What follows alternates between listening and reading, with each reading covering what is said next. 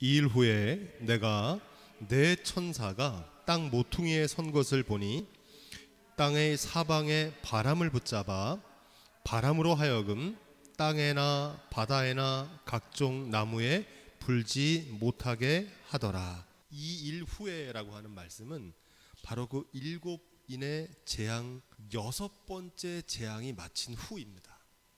진노의 심판 가운데서 베푸시는 하나님의 구원을 나타내는 사건입니다. 이 진노 가운데도 구원받는 사람들이 있는 거예요. 오늘 말씀은 그 구원받는 사람들이 누구인지에 대해서 증거하는 말씀입니다. 네 천사가 나오는데 이 네 천사는 누구냐? 2절 말씀에 보면 이 네 천사가 하는 일이 나옵니다. 뭐라고 그러냐면 땅과 바다를 해롭게 할 권세를 얻은 네 천사다 이렇게 말합니다. 네 천사는 바로 우리가 앞에서 살펴본 네 생물, 하나님의 심판을 수행하고 지시하는 이 천군 천사를 가리킵니다. 사방의 바람이라고 하는데 이 바람은 생명의 바람을 말합니다. 하나님께서 사람을 지으실 때 그 코에 생기를 불어넣으실 때 생명이 되어 인간이 되잖아요. 그것처럼 모든 만물에 하나님께서 생명의 바람을 불어넣어서 땅과 바다나 각종 나무에 이 생명의 바람으로 인해서 하나님께서 세상을 창조하셨는데 이제 그 하나님이 반대로 세상을 심판하시는데 어떻게 심판하시냐? 바람을 불지 못하게 하시는 겁니다.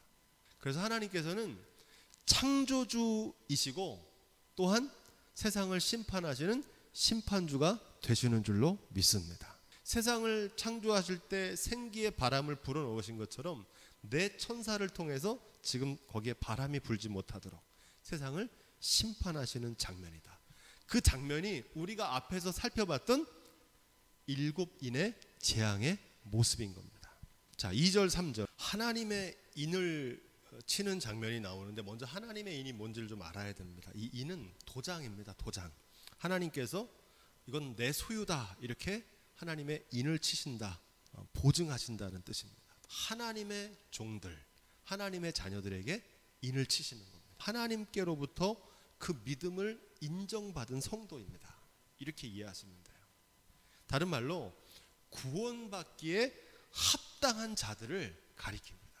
그게 바로 인맞은 자들입니다. 3절 말씀 우리 다시 한번 읽어보죠. 우리가 우리 하나님의 종들의 이마에 인치기까지 땅이나 바다나 해하지 말라 하더라. 땅과 바다를 해롭게 할 권세를 얻은 네 천사가 지금 7인의 재앙을 막 시행하며 6번째까지 왔는데 그 6번째 재앙이 끝나고 7번째 재앙이 오기 전 그 사이에 다른 천사를 보내셔서 7인의 재앙을 잠시 중단시키는 특단의 조치를 내리십니다. 전쟁이 벌어지기 전에 자국 백성들을 비행기와 군인을 보내가지고 먼저 그 사람들을 탈출시킵니다. 그래서 그 전쟁에서 건져내요. 이걸 소개령, 대피령이라고 그러는데 요한계시록 7장은 바로 하나님의 자기 백성들을 구출하시는 소개령의 장면입니다. 그렇게 이해하시면 돼요. 앞에서 우리가 6장에 보면 손에 저울을 가진 검은 말을 탄 자가 있었잖아요. 기근의 재앙이라고 그랬잖아요. 경제적인 기근의 재앙. 그때 한 데나리온의 밀 한 대요, 한 대는 보리가 석 대로 돼. 또 감람류와 포도주는 해치 말라 하더라.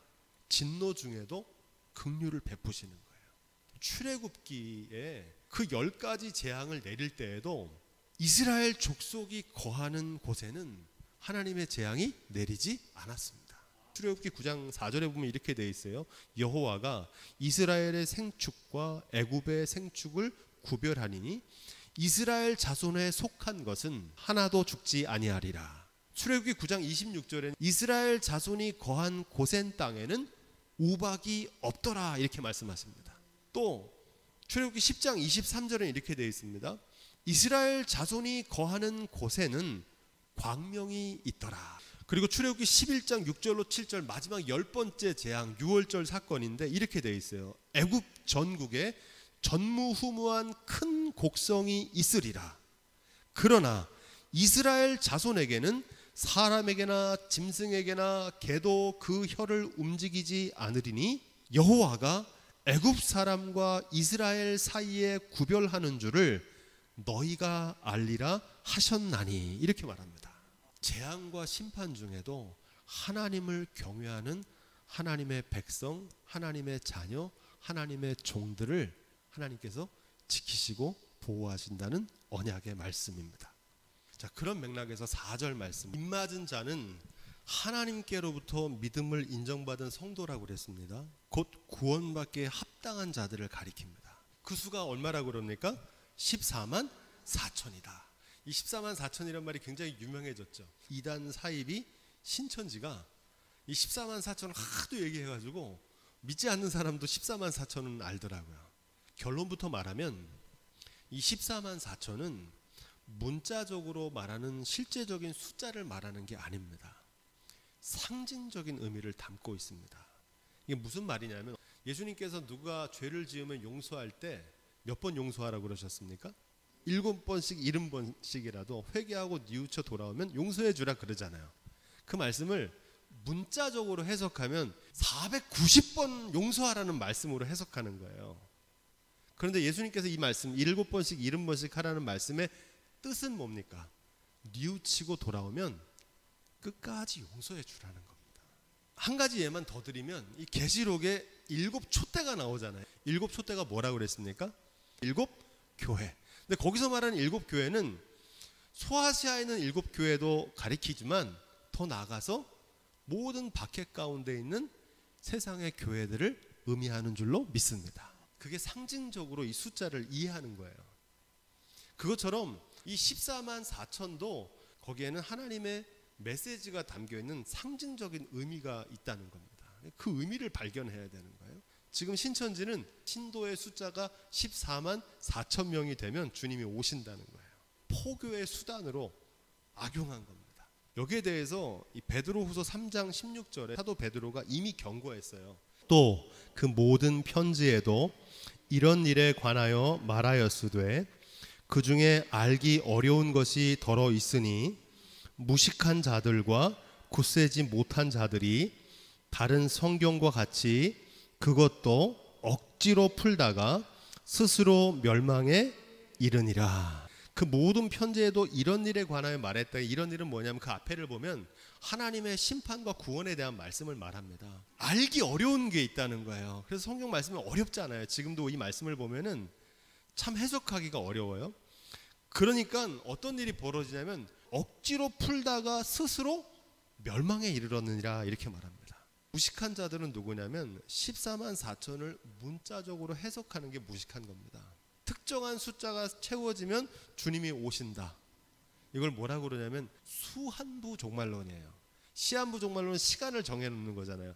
1992년 10월 23일 시간을 정해놓는다면 이 수한부 종말론은 약간 그걸 변형했어요. 어떻게 바꾼 거예요? 숫자를 정해놓는 거예요. 그래서 14만 4천 명이 되면 주님이 오신다는 거예요. 이런 것들을 주장하는 사이비가 무식한 자들이에요. 성경도 모르고 하나님의 말씀도 모르는 거예요. 굳세지 못한 자들은 누구냐? 정반대로 지연된 종말론. 주님이 더디 오시거나 안 오신다고 생각합니다. 2000년 전에 오신다고 그랬는데 곧 오신다고 그랬는데 아직도 안 왔는데 아유 주님 안 오시는가 보다. 그래서 이 땅에서 천년 만년 잘 살자. 주님이 오신 날을 고대하지 않아요. 종말론에 대한 양극단적인 오류라고 그럽니다. 한쪽은 엉터리로 무식하게 그냥 막 해석해서 주님이 오신다고 그래서 뭐 모든 거 다 제쳐두고 삶을 무너뜨리고, 또 한쪽은 어떻습니까? 아예 그 관심이 없어요. 종말은 천국 복음에 관심이 없어요. 그 양극단이 지금 한국 교회를 신앙을 망가뜨리고 있어요. 삶에 유익을 주는 종말 신앙을 정립해야 됩니다. 이게 중요해요. 한번 따라해 볼까요? 마지막을 생각하며 오늘을 살라. 이게 종말 신앙의 메시지예요. 언제 주님이 오실지 모르지만 반드시 오세요. 내일 주님이 오셔도, 내일 주님 앞에 서도 하나님의 심판대 앞에서 부끄럽지 않는 오늘의 삶을 살라는 거예요. 하나님의 자녀로, 청지기로 나에게 맡긴 소명을 감당하며 항상 깨어 기도하며 깨어 있으라는 겁니다. 그렇게 사는 사람 삶이 더 잘 살아요. 그 천국 복음 종말 신앙이 지금 한국 교회에서 잠을 자고 있어요. 그러면 이 14만 4천은 어떤 의미가 있느냐? 이스라엘 자손의 각 지파 중에서 입맞은 자가 14만 4천이라는 얘기예요. 이 대목을 빼고 그냥 입맞은 자가 14만 4천 명이다 이렇게 하기 때문에 오해가 생기는 거예요. 이스라엘 자손은 아브라함의 후손 곧 혈통적인 이스라엘의 자손을 말하고요, 모세의 율법 아래에 있는 유대인들을 가리킵니다. 이게 중요해요. 그 이스라엘 자손의 각 지파 12지파거든요. 그 지파 중에 입맞은 자들에 대한 얘기를 하는 겁니다. 그 사람들의 숫자가 14만 4천이란 얘기예요. 이 말씀을 빼놓고 읽으면 오해를 하게 돼요. 이 말씀을 이해하기 위해서 히브리서 11장을 보시면 구약에 나오는 믿음의 선한 싸움을 싸웠던 믿음의 선조들을 신뢰를 들면서 나열합니다. 노아는 믿음으로 방주를 지었고, 아브라함은 믿음으로 이삭을 바쳤고, 모세 출애굽 백성들이 유월절과 홍해와 여리고성을 건넌 사건들을 다 기록해요. 쭉 그 얘기가 나온 다음에 히브리서 11장 32절, 내가 무슨 말을 더하리요?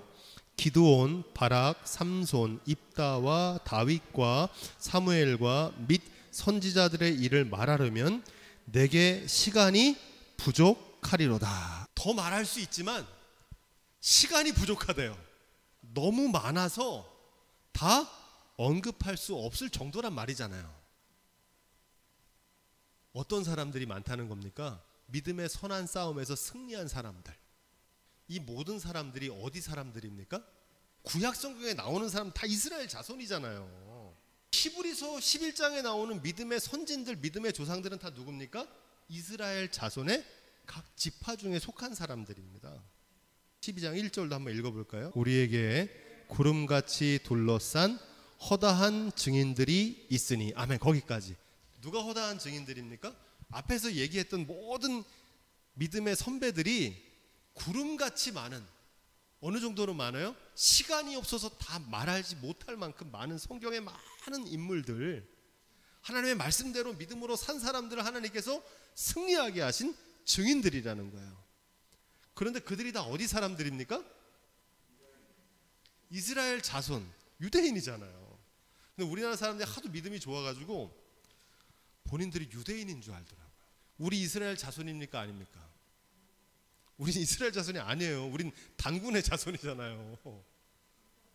네, 우린 이방인이에요. 이방인들에게 구원은 나중에 예수 그리스도로 말미암아 사도 바울에 의해서 이방인에게 복음이 전해지고 저와 여러분들에게 또 하나님의 자녀가 되는 권세를 주신 줄로 믿습니다. 그러나 우린 이스라엘 자손입니까? 아닙니까? 우린 아니에요. 히브리서 11장 36절로 38절, 또 어떤 이들은 희롱과 채찍질뿐 아니라 결박과 옥에 갇히는 시험도 받았으며 돌로 치는 것과 톱으로 켜는 것과 시험과 칼에 줄이는 것을 당하고 염소의 가죽을 입고 유리하여 궁핍과 환난과 학대를 받았으니 이런 사람은 세상이 감당치 못하도다. 저희가 광야와 산중과 아물과 토굴에 유리하였느니라. 아멘. 이 모든 믿음의 사람들이 어땠다는 겁니까? 극심한 고난과 박해를 받았다는 거예요. 그럼에도 불구하고 믿음을 굳게 지키고 하나님 말씀대로 살았더니 하나님께서 그들을 구원하시고 승리하게 하셨다는 겁니다. 그들이 다 산 증인들이라는 거예요. 그런데 그 증인들이 얼마나 된다는 겁니까? 구름처럼 허다한 증인들이라 이렇게 말합니다. 너무 많아서 시간이 모자랄 정도로 다 일일이 열거할 수가 없다는 거예요. 이 14만 4천은 바로 그 모든 하나님의 허다한 증인들을 가리킵니다. 5절부터 8절, 입맞은 자가 총 14만 4천인데 어떻게 계산이 나오냐면 12지파와 각 지파마다 몇 명씩 있는 거예요? 1만 2천 명씩 있어요. 그래서 총합을 내보면 몇 명입니까? 이게 14만 4천인 거예요. 자, 그런데 여기서 12지파는 누구라고 그랬습니까? 아까 배웠죠? 이스라엘 자손의 각 지파 중에. 이 사람들은 누구냐면 구약 성경에 기록된 믿음의 선조들 가운데 하나님의 구원에 합당하다고 인정을 받은 사람들, 이스라엘 자손의 각 지파 중에 속한 사람들입니다. 12지파는 이스라엘 족속 전체를 가리키는 상징적이고 관용적인 표현입니다. 영어로 더즌이란 말이 있어요. 더즌. 문자적으로는 12개예요. 한 묶음 말하는데 10여 명 이상으로 구성된 다수를 가리킬 때 더즌이라고 그럽니다. 12레는 다수라고 하는 의미가 있어요. 그래서 많은 무리들을 뜻하는 겁니다. 12지파다 이렇게 하면 이스라엘 모든 족속, 이스라엘에 속한 유대인들을 가리킵니다.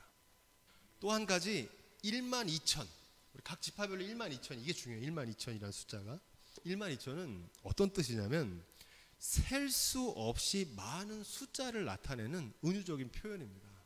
그래서 동서고금을 막론하고 예를 하나 들어볼까요? 금강산 찾아가자 1만 2천 봉 그러잖아요. 진짜 금강산이 1만 2천 봉이란 얘기가 아니에요. 숫자를 얘기하는 게 아니에요. 금강산에 그렇게 봉우리가 많다는 거예요. 금강산 봉우리의 실제 개수가 아니라 수많은 봉우리를 가진 화려하고 웅장한 금강산의 산세를 나타내는 은유적인 표현입니다. 그래서 이걸 좀 정리해 보면 어려운 얘기가 아닙니다. 12지파에 속한 1만 2천 명, 그 14만 4천은 무슨 뜻이냐? 수없이 많은 무리들을 뜻합니다. 아까 우리가 배웠죠. 히브리서에 뭐라고 그랬어요? 구름 같은 허다한 증인들이라 그러잖아요. 그들을 얘기하는 거예요. 믿음을 지키다가 고난도 당했지만 마침내 승리한 그 수많은 허다한 증인들이 바로 입맞은 14만 4천 명입니다. 할렐루야. 성경 이렇게 읽어야 되는 거예요. 한 가지 예를 더 드리면 나중에 이제 요한계시록 20장에 가면 새 예루살렘 성전이 나오는데 그 성전의 너비를 1만 2천 스타디온이라고 그럽니다. 이 스타디온이라는 말은 여러분도 아는 말입니다. 스테디움이라는 말이 있잖아요. 스테디움, 큰 운동장. 스타디온에서 온 말이거든요. 어떤 사람은 숫자적으로 계산해 이게 2,700km다. 그래서 성전, 새 예루살렘 성전이 2,700km 이렇게 문자적으로 해석하는데 1만 2천 스타디온이란 말은 어떤 뜻이냐? 1만 2천, 측량할 수 없을 만큼 크고 넓은 하나님의 성전을 가리키는 줄로 믿습니다. 그렇게 읽어야 되는 거예요, 성경을요. 또 성벽의 높이를 나타내면서 뭐라고 그러냐면 144 규빗이라고 그럽니다. 한 규빗이 여기까지니까 144 규빗이니까 얼마 되는지 7.5m 정도 되는가 보다 이렇게 생각하는 분들이 있어요. 근데 이건 그 얘기를 하는 게 아니에요. 144는 12 곱하기 10이잖아요. 144거든요. 만수 곱하기 만수. 그러니까 하나님의 측량할 수 없는 웅장한 벽을 나타내는 말씀인 줄로 믿습니다. 그렇게 읽어야 되는 거예요. 정리해보면 오늘 말씀에 나오는 12지파별로 1만 2천의 총합인 14만 4천은 구름같이 둘러싼 허다한 믿음의 증인들과 동일한 사람들입니다. 이스라엘 자손의 각 지파 중에 입맞은 자들, 구약 성경에 나오는 많은 믿음의 선조들을 가리키는 줄로 믿습니다. 이렇게 성경을 읽으면 절대 벗어나지 않습니다. 그럼 우리는 언제 구원받습니까? 그건 나중에 나와요. 뒤에 흰무리들이 나오거든요. 이방인들 나와요. 우리까지 구원이 열리는 장면들이 나와요. 성경에 다. 근데 지금 여기 나오는 사람들은 누굽니까? 우리가 아니라 유대인들, 구약 성경에 나오는 믿음의 선배들 얘기를 하는 거예요. 그들이 증거하고 있다는 겁니다. 14만 4천이 전하는 본래적인 메시지는 하나님께서 택하신 그의 백성들을 충만하게, 완벽하게, 빠짐없이 온전하게 구원하심을 뜻합니다. 그래서 14만 4천이라 그런 거예요. 하나님께서 완벽하게 구원하시는 겁니다. 또 하나는 뭐냐? 그러면 그냥 허다한 무리라고 하지 왜 굳이 12지파의 1만 2천과 14만 4천이라고 그 숫자를 정확하게 명시한 이유가 뭘까요? 거기에도 이유가 있습니다. 중요한 의미가 있어요. 구원받는 자의 숫자가 제한되어 있다는 겁니다. 다 구원받지 못한다는 거예요. 유대인이라고 다 구원받는 게 아니라는 겁니다. 이스라엘 자손이라고 해서 다 구원받는 게 아니라는 거예요. 누구만 구원받습니까? 하나님을 경외하고 그 말씀대로 준행하는 사람들. 그들을 뭐라고 그럽니까? 인치심을 받은 자들. 그들을 뭐라고 그럽니까? 하나님 구원받기에 합당한 자들만 구원받는다는 겁니다. 그래서 숫자를 걸어놓은 거예요. 14만 4천. 거기에 합당한 사람만 구원하실 거다. 충만하게 구원하시고 또 그 숫자가 제한되어 있다는 의미를 담고 있습니다. 누구나 하나님의 자녀가 될 수 있지만 아무나 하나님의 자녀가 될 수는 없습니다. 이스라엘 족속 전부가 아니라 입맞은 자, 합당한 자들만 구원하시는 줄로 믿습니다. 이 말씀은 어려운 얘기가 아닙니다. 요한계시록은 특별한 말씀이 아니에요. 기록된 건 좀 독특하게 기록됐지만 늘 예수님이 하신 말씀과 함께 가고 있어요. 예수님이 하신 산상수훈의 결론과 일맥상통합니다. 그 결론은 마태복음 7장 21절인데 제가 읽어드릴게요. 나더러 주여 주여 하는 자마다 천국에 다 들어갈 것이 아니요. 주여 주여 한다고 다 들어가는 게 아니에요. 이스라엘 자손이라고 다 들어가는 게 아니에요. 뭐 교회 다닌다고 다 천국 가는 게 아니라는 겁니다. 하나님을 경외하는 믿음을 갖고 그래서 그 말씀대로 준행하는 사람이 되기를 기도하시기를 부탁을 드립니다. 우리도 그렇게 돼야 돼요. 그러면서 이렇게 되어 있어요. 그날이 언제입니까? 이날이잖아요. 하나님의 심판의 날. 많은 사람이 나더러 이르되 주여 주여 우리가 주의 이름으로 선지자 노릇하며 주의 이름으로 귀신을 쫓아내며 주의 이름으로 많은 권능을 행치 아니하였나이까 하리니 그때에 내가 저희에게 밝히 말하되 내가 너희를 도무지 알지 못하니 불법을 행하는 자들아 내게서 떠나가라 하리라. 그러므로 누구든지 나의 이 말을 듣고 따라해 보겠습니다. 행하는 자는 뭐 하는 자는? 행하는 자는. 그 말씀을 듣고 행하는 자들만 하나님의 백성으로 천국에 들어간다는 거예요. 그들을 뭐라고 얘기하냐면 그들을 바로 입맞은 자라 그러는 거예요. 인치심을 받은 14만 4천은 누구냐? 이미 구원이 확정된 구약 성경에 기록되어 있는 믿음의 증인들을 말한다. 이걸 꼭 기억하셔야 됩니다. 이 말씀이 전하는 메시지는 과거 요한계시록이 쓰여질 당시에 극심한 박해를 받고 있었던 초대교회 성도들에게 위로의 언약과 소망의 보증을 주는 말씀입니다. 선배들을 보라는 거예요. 지금 너희가 고통받고 있지만 우리가 화형을 당하지만 사자밥이 되지만 그 믿음의 선배들 셀 수 없이 많은 믿음의 증인들을 봐라. 그러니 두려워하지 말라는 겁니다. 세상에 믿었던 모든 것이 무너지는 개인적인 죽음의 순간에도 온 세상이 심판받는 진노의 큰 날에도 무엇보다 삶에서 만나는 비가 오고 나는 창수가 나는 위기의 순간에도 하나님을 경외하는 믿음으로 말씀대로 준행하는 모든 믿음의 성도들에게 주시는 위로의 언약과 소망의 보증이 되는 말씀인 줄로 믿습니다. 이 말씀은 그렇게 읽어야 되는 거예요. 그 귀한 말씀을 신천지가 자기들 포교활동의 숫자 노름으로 왜곡하고 있는 겁니다. 박해와 재앙 중에 있는 믿음의 성도들이요, 믿음의 눈을 들어 구약 성경에 기록된 구름같이 허다한 믿음의 선조들을 보라는 겁니다. 셀 수 없는 그 믿음의 선진들을 보라는 거예요. 그들을 구원하신 하나님께서 지금 박해와 고난 가운데 있는 우리도 구원하실 거라는 겁니다. 그 얘기를 하는 거예요. 그러니 두려워하지 말고 믿음으로 인내하며 소망 중에 승리하라. 사도 요한은 지금 박해와 재앙 중에서 믿음의 눈을 들어서 이 영광을 보고 있는 겁니다. 그걸 우리에게 전하고 있는 거예요.